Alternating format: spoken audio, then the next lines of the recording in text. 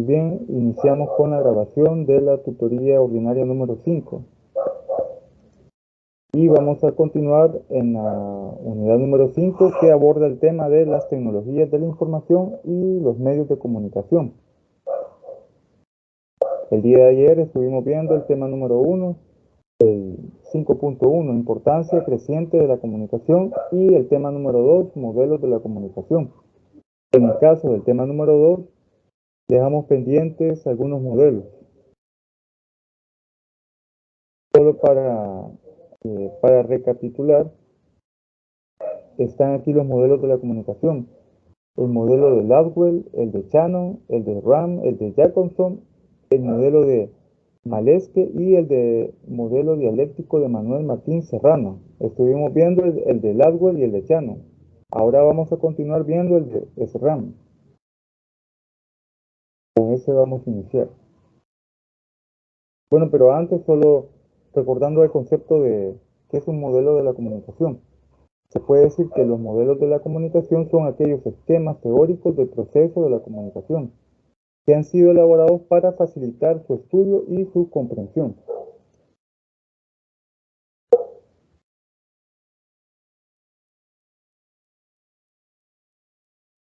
Partiendo de esta definición, veamos el modelo de RAM.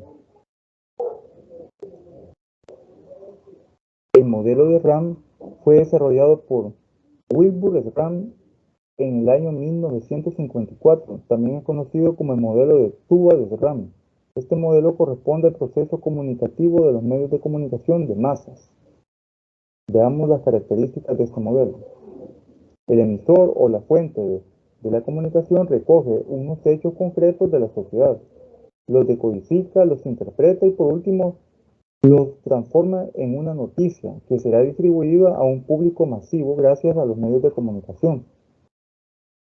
Es decir, aquí podemos ver que, por ejemplo, puede ser un periódico o un noticiero.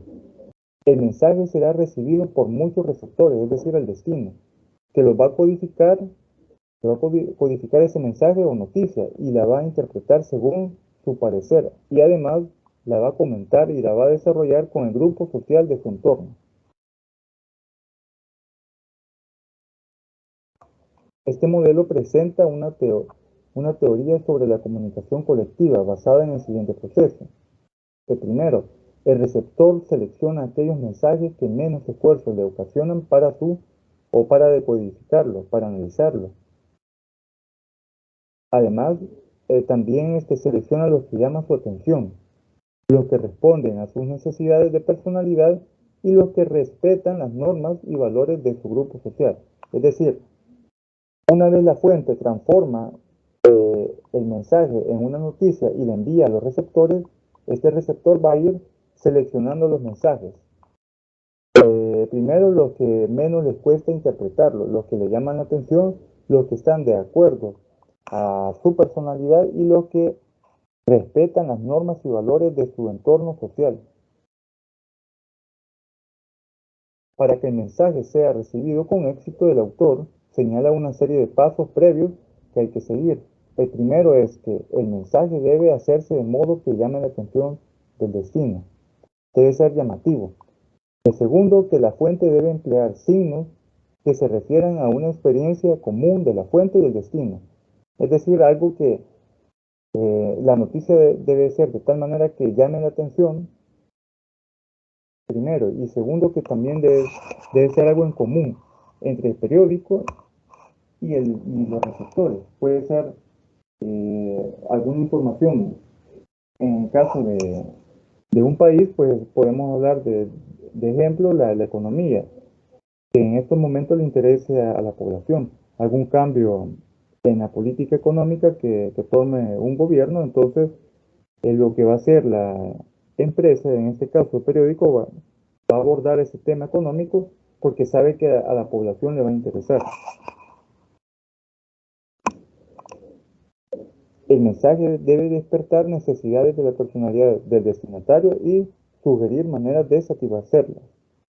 Es decir, aparte de proveer esa noticia, el medio de comunicación debe también sugerir algunas maneras de cómo, en este caso, si ponemos un ejemplo de una noticia económica, pues el periódico va a poner también algunas sugerencias o algunas indicaciones de cómo se va a ir adecuando la situación de un país en el área económica.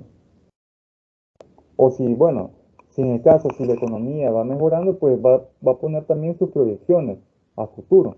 Y si la noticia es referente a que la economía del país va empeorando, pues entonces va a sugerir algunas, de acuerdo a algunos estudios, por ejemplo, cómo mejorar la economía del país, cómo la población tiene que afrontar esos efectos negativos de lo que es la economía en ese momento.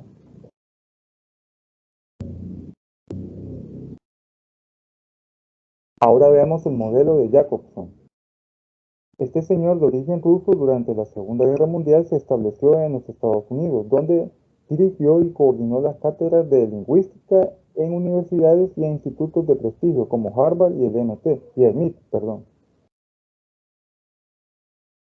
Para Jacobson, la comunicación se fundamenta en la lingüística y la función que ésta desempeña. Señala que en la comunicación las relaciones importan más que los elementos. Además, definió 6 funciones del lenguaje. La primera, la función emotiva. Segunda, la función conativa. La tercera, la función referencial. La metalingüística. En la quinta, la función fática. Y en la sexta, la función poética. Veamos cada una de ellas. ¿A qué se refiere la función emotiva? Esta función está centrada en el emisor, es decir, quien origina el mensaje, quien pone de manifiesto las emociones, sentimientos, estados de ánimo, etc. La segunda es la función conativa. Esta función está centrada en el receptor o destinatario. El hablante pretende que el oyente actúe en conformidad con lo solicitado a través de órdenes, ruegos, preguntas, etc.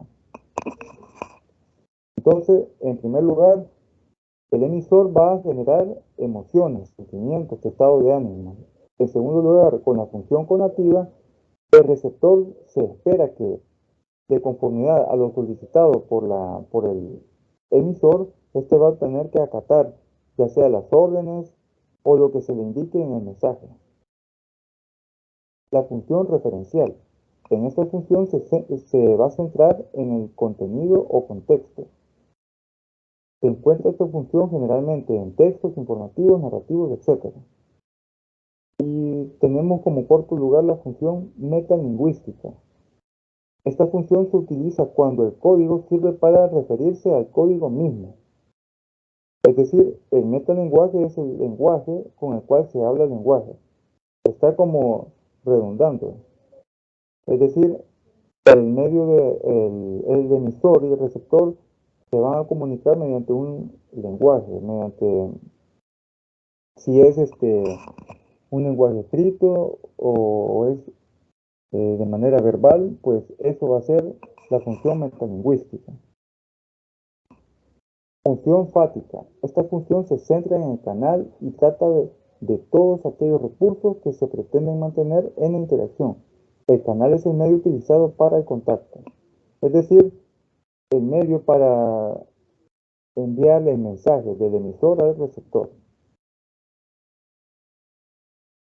La función poética. Esta función se centra en el mensaje. Se pone de manifiesto cuando la construcción lingüística elegida intenta producir un efecto especial en el destinatario, gozo, emoción, entusiasmo, etc. Una emoción. A eso se refiere la función poética. Ahora veamos siempre en los modelos de comunicación el modelo de Malevsky. Este modelo fue propuesto en el año 1963. Establece una relación para entender la psicología de la comunicación de masas y los procesos de la comunicación colectiva. Se va a caracterizar por las influencias que generan las presiones particulares psicosociales sobre el proceso comunicacional. Siempre en este modelo la comunicación se puede conceptuar como un mensaje emitido por un comunicador que da lugar a una vivencia, es decir, un efecto en un receptor. Concibe la comunicación como un proceso psicosocial que articula las relaciones de influencia entre aspectos y conceptos básicos.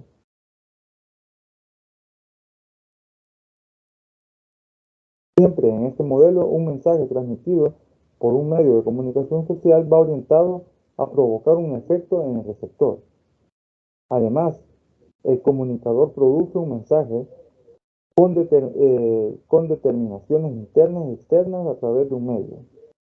Los medios adoptan el mensaje y el público lo percibe a través de órganos sensoriales, el oído, la vista, porque recordemos de que la comunicación puede ser a través de una expresión, incluso como hablábamos ayer, el mismo silencio se interpreta como comunicación.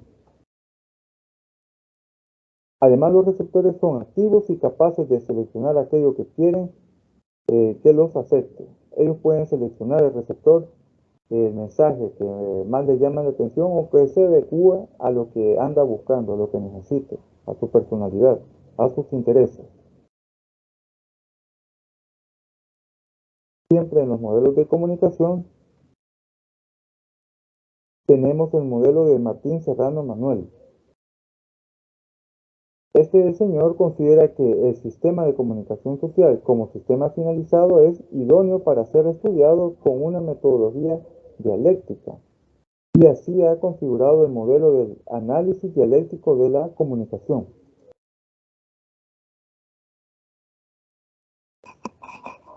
Este modelo se basa en las relaciones que se establecen entre las bases materiales que hacen posible la comunicación, es decir, la infraestructura, la organización de estas bases materiales, reflejo de la organización social que se sirve de ellas, y el modelo cultural e ideológico que se articula con ella, que se le conoce como una superestructura.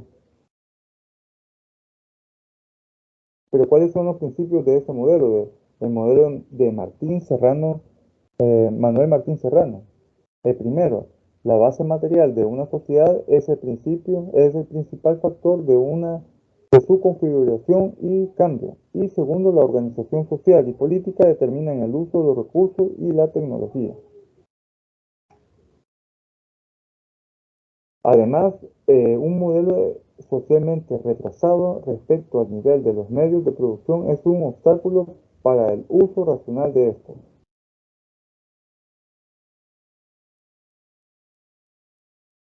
Otra de las teorías que dice este modelo es que la clase dominante procura imponer una ideología que perpetúe el modelo social establecido. También tenemos que otro de los principios es, en la medida en que se consigue lo anterior, es decir, que la clase dominante va a perpetuar o va a tratar la manera de que se establezca un modelo social establecido, las demás clases adquieren una conciencia falsa de sus verdaderos intereses. Es decir, de que el resto de la clase dominante, ya la clase dominada, se puede decir, lo que va a hacer es adquirir una conciencia, una idea falsa de que acerca de sus verdaderos intereses, porque se va a, como dice ahí, se va a establecer un modelo social eh, que beneficie a la clase dominante. Y aquí tenemos la bibliografía de estos modelos y tenemos una lectura complementaria. Bueno, aquí si nos fijamos en estos modelos es teórico, es bastante conceptual cada uno de los modelos y sus características.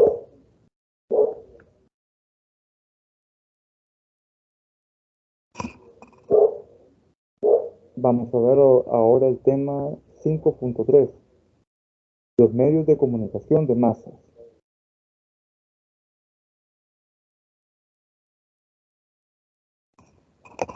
Y en esta agenda, en esta presentación, vamos a ver los siguientes subtemas.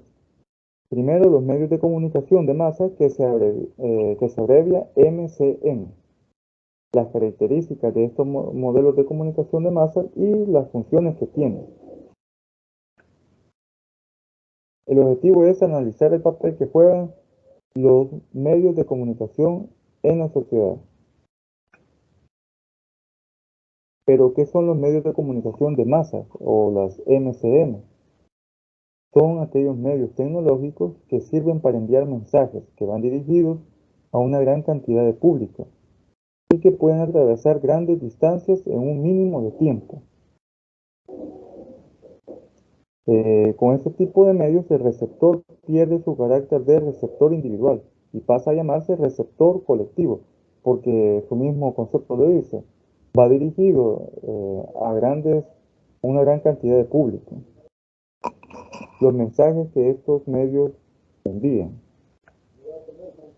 Características de los modelos de comunicación en masas.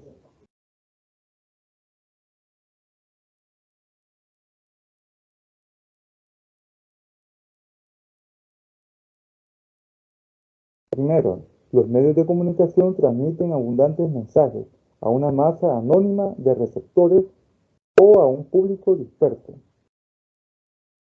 Estos,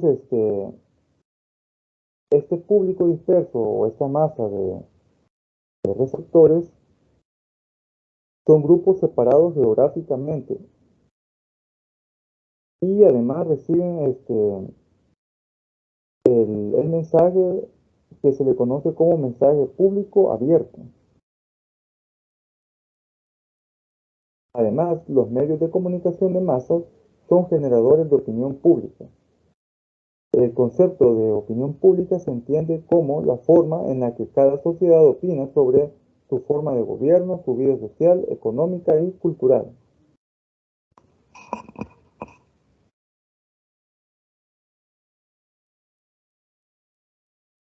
Otra característica de los medios de comunicación de masas. La comunicación de masas no presupone un intercambio mutuo de mensajes, sino que transcurre en un solo sentido. Puede darse el caso de que el comunicador busque la retroalimentación para comprobar el efecto del mensaje entre los receptores. Es decir, el emisor es el que envía los mensajes. Y en algunas ocasiones, eh, el emisor espera que también el receptor eh, también pueda enviar un mensaje que va a ser la comprobación de cómo es que se va interpretando los mensajes que el emisor está enviando. ¿Cuáles son las funciones de los medios de comunicación de masas? 1. La vigilancia de medios. Se refiere al servicio periodístico de recoger y difundir información.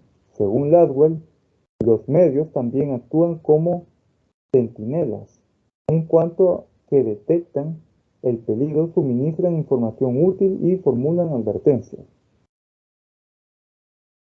También de vigilancia política, informando al ciudadano sobre asuntos políticos y ejerciendo un control sobre los poderes públicos y gubernamentales. Es decir, en el caso de los medios de comunicación de masas, estos son vigilantes y cuando detectan que les está afectando la información que están emitiendo, pues lo que hacen es suministrar información útil de manera que reducir el impacto negativo que tenga su mensaje. Además, también dice que es de vigilancia política, porque informa al ciudadano, a la población, sobre asuntos políticos, ejerciendo el control sobre los poderes públicos y gubernamentales.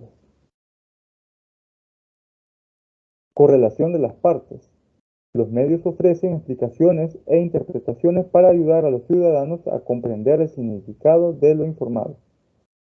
Esto lo hacen a través de editoriales, comentarios, artículos de opinión o reportajes con el fin de favorecer el conocimiento. Es decir, aparte de que envían un mensaje, también tratan la manera de que el ciudadano pueda interpretarlo, pueda comprenderlo. Transmisión del legado cultural. Los medios transmiten información sobre la sociedad misma, su historia, normas y valores.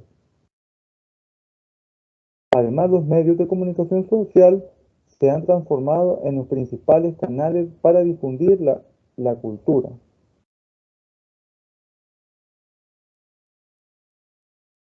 Otra de las funciones es que tienen la diversión y el entretenimiento. Los programas de televisión con mayores índices de audiencia son los de entretenimiento. La televisión sigue siendo la principal fuente de diversión masiva. Bueno, hoy en día no solo la televisión, sino que el Internet. Muchas personas se conectan a las redes sociales y ahí hay una serie de videos, una gran cantidad de videos que también sirven de entretenimiento. Ya no solo es exclusivamente la televisión como medio de comunicación masiva la que se utiliza para la parte de entretenimiento. Persuasión, otra de las funciones de los medios de comunicación masiva. Los medios de comunicación de masas eh, también tienen esta función. Los medios de comunicación se usan para generar tendencias en la opinión pública, influir en los votantes, modificar actitudes, moderar conductas, derrumbar o construir mitos y vender productos. La persuasión es más efectiva cuando se lleva a cabo sutilmente. Es decir, en el caso de la persuasión, cuando es periodo de elecciones, pues lo que es los diferentes partidos políticos se auxilian de los medios de comunicación para generar opinión pública, para influir en la decisión de los votantes. Y como dice aquí el texto, la persuasión va a ser mucho más efectiva de manera sutil. Es decir, auxiliándose, por ejemplo, pueden sacar un comercial con una música que llame la atención y ahí va implícito el mensaje sobre cómo influir en los votantes, hacia qué partido generar el voto. También otra de las funciones es servir al sistema económico. En la mayoría de las sociedades, los medios de comunicación son empresas y su servicio más obvio es la función publicitaria. Además, los medios se acercan entre sí a vendedores y compradores, ya que crean espacios que atraen al público y venden espacio a los anunciantes que ofrecen a su vez sus productos al público. Y aquí tenemos la bibliografía de donde se extrajo esta presentación, el contenido que está en la presentación, y aquí tenemos la lectura complementaria. Recordemos de que estas diapositivas se encuentran en la unidad 5 de la plataforma.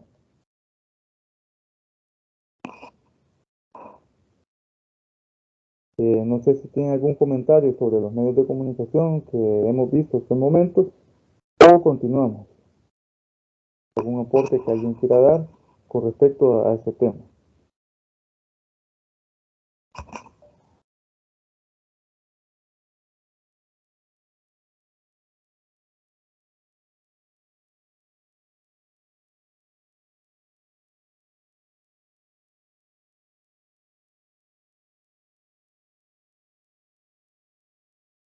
Bueno, vamos a seguir en el siguiente tema. Recordemos de que las diapositivas se encuentran en la plataforma y es teórico. Aquí ustedes le pueden dar una lectura para ir estudiando, avanzando también, para prepararse para la siguiente actividad que es el examen parcial número 2. Pero ahorita vamos con el tema número 5, ya el tema número 6, pues ya cuando lo veamos, pues vamos a estar más cerca de la evaluación.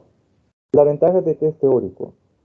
Ustedes pueden sentarse a leer para ir analizando más detenidamente o con más tranquilidad de lo que son estos temas.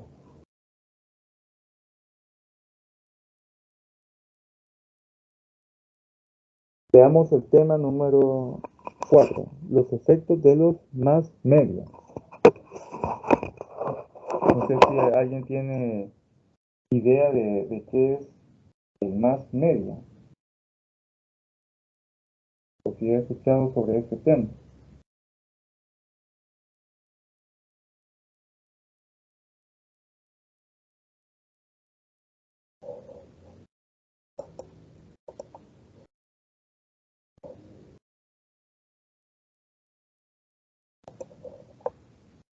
Bueno, los más medios son medios de comunicación que tienen como objetivo hacer llegar información a una gran cantidad de personas, pero de manera simultánea. ¿Cómo se va, o bueno, o qué entendemos entonces de estos medios de comunicación que van a hacer llegar la mayor cantidad de información, pero de manera simultánea? Bueno, pues originalmente podemos decir de que un mass media fue la prensa escrita, porque si nos tenemos que analizar, anteriormente el periódico se vende en las mañanas y llega a una gran cantidad de personas toda la información que está contenida en el periódico. Pero también podemos mencionar la radio. La radio es una más media porque en la radio pues se puede difundir una gran cantidad de información y llega a bastante audiencia. Siempre y cuando la cobertura de la radio pues también abarque bastantes territorios. Pero también está la televisión. Y hoy en día pues el más media es el internet, porque nos conectamos en El Salvador, las personas de Honduras, Guatemala, de toda Centroamérica se conectan y así en toda América y en todas partes del mundo, pues las personas se pueden conectar a Internet, a una red social y van a ver un mismo mensaje. Alguien puede crear una página de Facebook o de Twitter, poner un mensaje ahí y ese mensaje, ese comunicado, pues le va a llegar a todo el mundo, siempre y cuando tengan Internet. Entonces, el más media de la actualidad es el Internet, porque su mensaje llega de manera simultánea a una gran cantidad de población o de público. Partiendo de esto, veamos los efectos del más media. Y en este tema vamos a ver los siguientes subtemas: efectos de los medios de comunicación, las teorías sobre estos efectos y las preguntas para reflexionar. Vamos a verlas al final de esta presentación.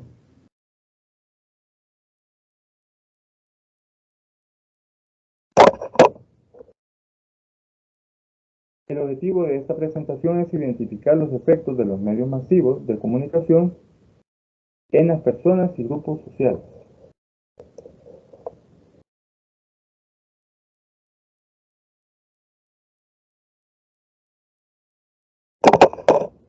Me permiten un momento, voy a tomar agua. Vamos a hacer una pequeña pausa.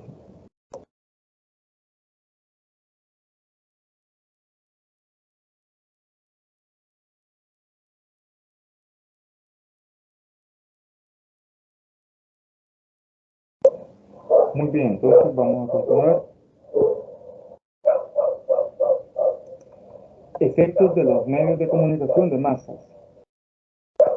El análisis de la influencia de los medios de comunicación sobre las audiencias ha resultado ser una tarea sumamente compleja. Se busca responder a la pregunta: ¿cómo influye la información que consumimos sobre nuestras opiniones, actitudes y comportamientos?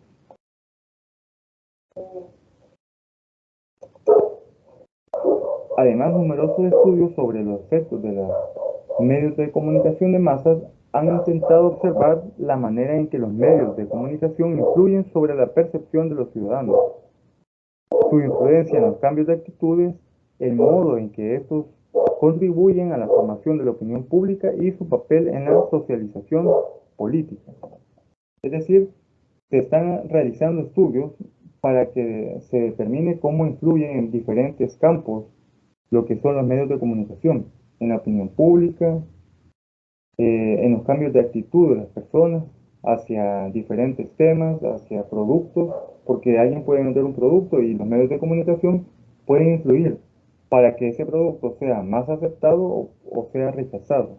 Además, también su papel en la política, cómo influir en la opinión acerca de la política o sobre los diferentes aspectos de lo que tenga que ver con las ciencias políticas. Teorías sobre los efectos de los medios de comunicación de masas. La primera, teoría del impacto directo. Durante los primeros años del siglo XX, se defendió la idea de que los MCM, es decir, los medios de comunicación de masas, ejercían una poderosa influencia sobre las actitudes y conductas de los individuos. Se basaba en la idea de que Todo el poder corresponde a los medios de comunicación, frente a los cuales las masas o la masa es una suma de individuos aislados, incapaz de reaccionar y que por ese motivo fácilmente eran manipulables. Entonces, al principio de esta teoría lo que nos dice es de que los medios de comunicación influyen en los individuos por el hecho de que el individuo no puede ser capaz de razonar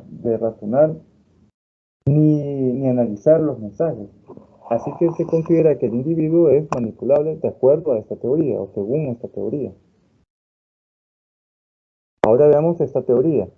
Teoría de la aguja hipodérmica. Enunciada por Ladwell, está centrada en dos campos. El primero es la propaganda política y el segundo la publicidad comercial. En el caso de la propaganda política, donde la utilización descarada de la propaganda es utilizada para provocar una determinada respuesta de identificación en el individuo, es decir, el votante, e influir en los ciudadanos. En otras palabras, influir en el interés específico del individuo o de los votantes sobre algún partido o alguna ideología en especial. Y por otro lado, la publicidad comercial, mediante la difusión de todo tipo de estrategias publicitarias dirigidas al consumidor. Vender el producto, vender cualquier tipo de producto. Ahora veamos esto. Los medios como creadores de estereotipos. Otra de las teorías sobre los efectos de los medios de comunicación de masa. El señor Walter Lippmann presentó la idea de que los medios construyen una realidad en la mayoría de las veces a través de estereotipos. ¿Pero qué es un estereotipo? Es la idea que tenemos o que se nos hace de alguien o de algunas personas según algunas características. Y los medios de comunicación, pues, como dice acá, construyen una realidad a través de estereotipos. Para facilitar la comprensión de los temas, los medios reducen la realidad a una serie de estereotipos más fácilmente reconocibles por el público. Encasillan la realidad en donde nos desenvolvemos a través de estereotipos. Los medios como creadores de estereotipos, siempre continuando con este tema, para Lippmann, la conversión de la realidad en estereotipos o el uso de prejuicios para catalogar las cosas implica una negación de la realidad misma. ¿Por qué? Porque si se está utilizando ya un estereotipo, es decir, la realidad que se tiene en base a ciertas características, pues entonces lo que hace es desligarse de lo que es la realidad misma, porque se enfoca por actitudes, los medios de comunicación por actitudes generadas por los estereotipos. Un ejemplo puede ser estereotipos políticos, sociales. También vemos, por ejemplo, el estereotipo de un hombre y una mujer, pues, qué características debe tener según los medios de comunicación. A esto se refiere esto, aunque sabemos perfectamente de que no podemos encasillar a nadie en un estereotipo, ni a hombres ni a mujeres. Y han sido los medios los que han hecho eso, encasillar, dar idea de qué características en la sociedad debe o tiene una mujer y qué características en la sociedad tiene un hombre, o debe tener un hombre o una mujer. Entonces, la mediación ejercida por los medios entre la realidad y el público supone una reducción de la realidad, ya que el público asume la realidad creada y seleccionada por los medios. Es decir, desaparece la realidad como tal y al final aparece una realidad ficticia generada por los medios de comunicación.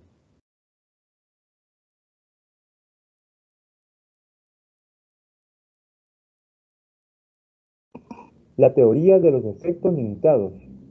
Esta es la teoría número 4. Esta teoría estudia el fracaso de los intentos de persuasión. Considera que el uso de variables concebidas como mediadoras entre emisores y receptores como por ejemplo el medio, la exposición, el contenido o las predisposiciones de la audiencia.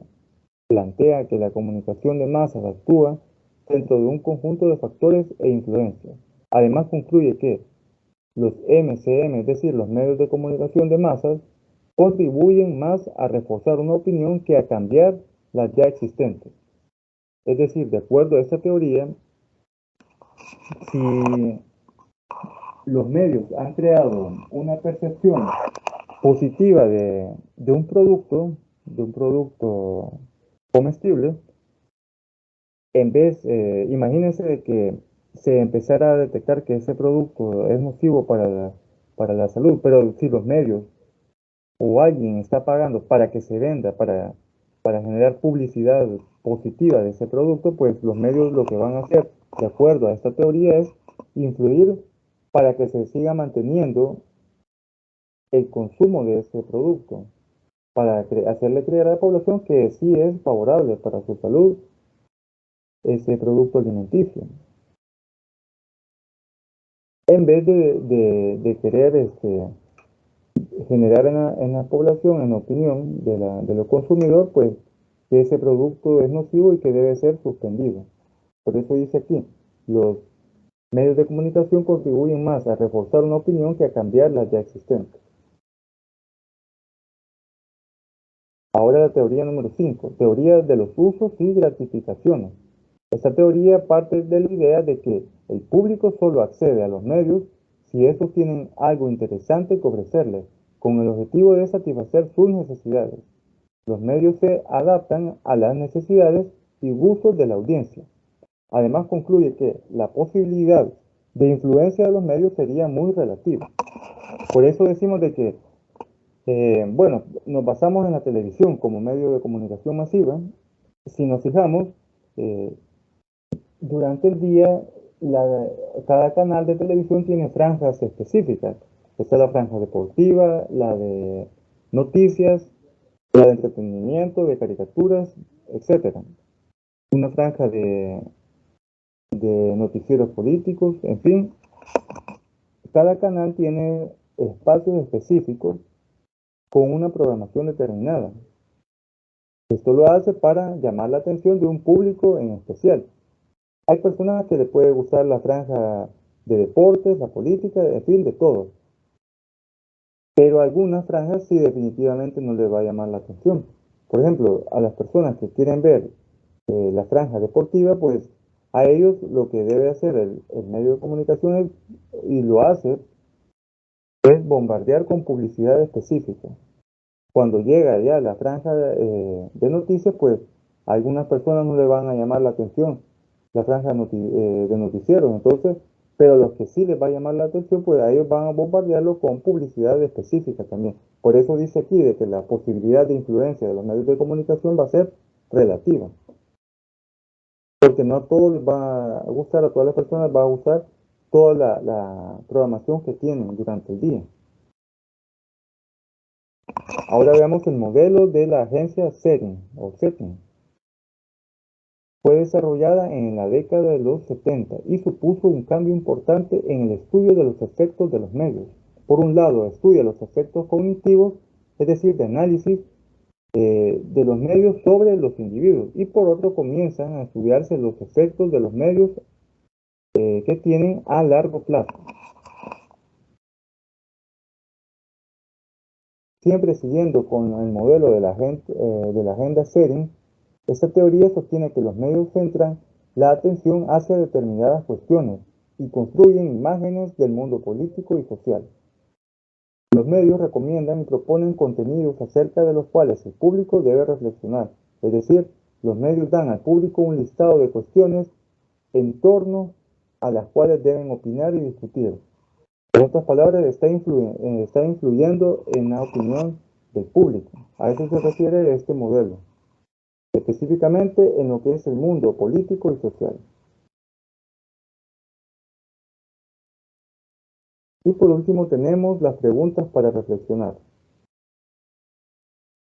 ¿Es el público en realidad tan homogéneo, es decir, que tenga los mismos intereses, que se satisfaga con la misma programación? el mismo mensaje, nos convienen los medios en masa, qué tan favorables son los medios en masa. Entonces, realizan los medios homogeneización de los gustos y de la cultura, generalizan los medios el gusto y la cultura de su público, ejercen los medios una función de manipulación en la sociedad. Y otra pregunta que nos queda para reflexionar es, ¿tenderán a desaparecer cada vez más las opiniones minoritarias por el hecho de que los medios están influyendo en la opinión de las personas?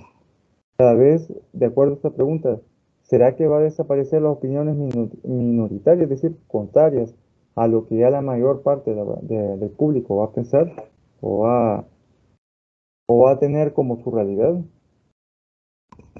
Esas son preguntas que nos quedan para la reflexión. Bueno, aquí tenemos la bibliografía del cual se extrajo esta diapositiva y también se nos presenta una propuesta de lectura complementaria. Vamos a llegar hasta aquí el tema número 5.4. Bueno, de hecho ya terminamos el tema 5.4 y el tema 5.5 les quedará a ustedes de tarea leerlo. Y de hecho aquí está la diapositiva para que ustedes la revisen con tiempo. Y ahora vamos a pasar a lo que son algunos aspectos de la tarea número 3.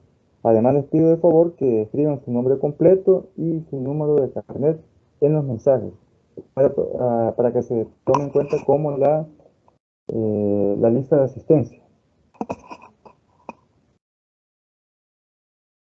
Bien, siguiendo con lo que es la tarea número 3, aquí está la consigna y la rúbrica. Vamos a ver la consigna, algunos aspectos a tomar en cuenta. La mayor parte de las indicaciones que aparecen en esta tarea, pues ya las conocemos, pues vienen de la tarea número 1. Pero siempre podemos hacer hincapié en algunos aspectos. Por ejemplo, debe tener de contenido un máximo de 15 a 20 páginas. Además, el documento no lo vamos a presentar en PDF, sino que en la plataforma lo vamos a subir en formato Word. De ahí ya sabemos de que debe tener una portada, una tabla de contenido automático con hipervínculos. Además, aquí viene otro detalle. La introducción de la tarea debe tener no menos de 200 páginas, es decir, lo mínimo debe ser 200 palabras. 200 páginas no, porque aquí estamos diciendo que tiene de 15 a 20, entonces debe tener como mínimo 200 palabras. La introducción. En el caso de los objetivos va a tener uno general y dos o más específicos. Y aquí el cuerpo de trabajo, pues ya sabemos de que dentro de las 15 páginas que vamos a tener, es decir, alguna de esas páginas de teoría debe tener al menos una columna en los párrafos, es decir, que los párrafos sean colocados en columnas, en forma de columna. Debe ocuparse al menos una vez la letra de formato capital y ya sabemos debe tener tablas, imágenes. No debe de llenarse una gran cantidad de tablas, sino que al menos que pongan una. Imágenes debe tener siempre un trabajo, porque recuerden de que ustedes al momento de elaborar un documento deben de hacerlo llamativo para el receptor, a lo que estamos viendo en los medios de comunicación, que llame la atención leerlo. Y una de las formas que va a llamar la atención para leerlo es poniéndole imágenes, porque si ustedes agarran un libro y solo ven texto, solo teoría, pues a primera impresión les va a parecer aburrido. Me recuerdo que en la tarea número 1 algunos no pusieron ningún dibujo en el documento, pues esta vez traté la manera de poner una o dos imágenes, ahí, al menos, por lo menos una o dos imágenes. La portada ya les había comentado en la tutoría número 4 cómo debía ir, porque algunos pues habían tenido ciertos errores al momento de elaborarla, pues si no recuerdan las indicaciones, pues pueden ver la tutoría de repaso número 4.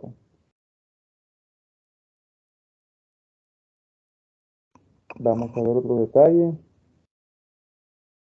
La numeración arábica, es decir, del 0 al... Van a ocupar 0, 1, 2, 3, según la cantidad de páginas que tengan. Y también la numeración romana, la numeración arábica es para el contenido del documento. Y para las generalidades va a ser romano, números romanos. Por ejemplo, dentro de las generalidades que va, la conclusión, la introducción, la bibliografía, los anexos. Otra cosa, otro detalle, al final de los anexos que coloquen, debe de ir incluido lo que es un índice de palabras, es decir, un glosario, palabras con su respectivo significado. Y el mínimo de palabras que van a poner van a ser de 15. Eso lo dice acá en el numeral, en el literal D, de las páginas accesorias. Y aquí ustedes ya lo saben, el margen izquierdo y derecho, el margen superior, eso ya lo hicieron en la tarea número 1. Además, como detalle adicional, se va a revisar la ortografía y la gramática del documento. Otro detalle, el nombre del archivo, ya se lo expliqué en la tutoría de repaso número 4, ahí está. Van a poner los apellidos y el carnet. Así que no vayan a poner un documento que solo se llame tarea 3 o solo la palabra tarea, porque a veces hay gente que solo pone tarea y así se llama el archivo. No, tienen que poner sus apellidos, eh, sus apellidos y el carnet. Pueden poner apellidos, nombre y carnet. Pero sí, al menos que se respete que vayan los apellidos y el carnet. Y después le ponen tarea número 3. Eso es opcional. Pero sí, apellidos y carnet. No vayan a poner solo tarea número 3 o tarea. Otro detalle a tomar en cuenta, la fecha límite de entrega es el 26 de mayo a las 11:55. Traten de entregarlo a tiempo porque a veces se bloquea la plataforma porque bastante gente la está utilizando. Recuerden de que no solo es el grupo de San Salvador 7 que lo va a entregar, sino que son todos los estudiantes inscritos en la materia. Y imagínense de que haya otro grupo de estudiantes que vaya a entregar tarea en otra materia, no de primer año, sino que de segundo o tercer año. Entonces se va saturando la plataforma. Entonces, por esa razón es de que se debe hacer con tiempo. No sé si hay alguna duda, algún comentario con respecto a los temas que vimos o con respecto a las indicaciones de la tarea número 3. Y vamos a ver si ya se anotaron los 4 que aparecen acá conectados. Sí, ya están anotados. ¿Alguna duda que tengan?